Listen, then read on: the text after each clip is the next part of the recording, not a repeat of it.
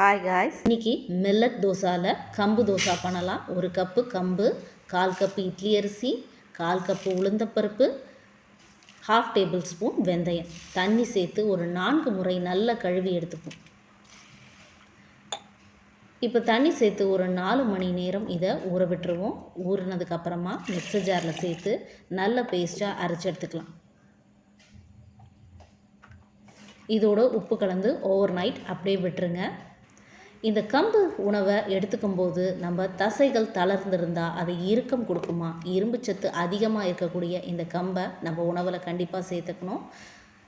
Especially for விமனுக்கு இது ஒரு ஆப்டான ரெசிபின்னு சொல்லலாம். இதை தோசையாவோ இட்லியாவோ பணியாரமாகவோ எந்த வகையிலையாவது நம்ம எடுத்துக்கலாம். உங்கள் கிட்ஸுக்கு செஞ்சு கொடுங்க, நீங்களும் ட்ரை பண்ணி பாருங்கள். நல்ல கிறிஸ்பியான ஒரு நார்மல் தோசா டேஸ்ட்டில் தான் இருக்கும். இதில் நம்ம மில்லட் ஆட் பண்ணியிருக்கோன்றதே தெரியாது. அந்த கலர் பார்க்கும்போது மட்டும்தான் நமக்கு தெரியும். தேங்க்யூ.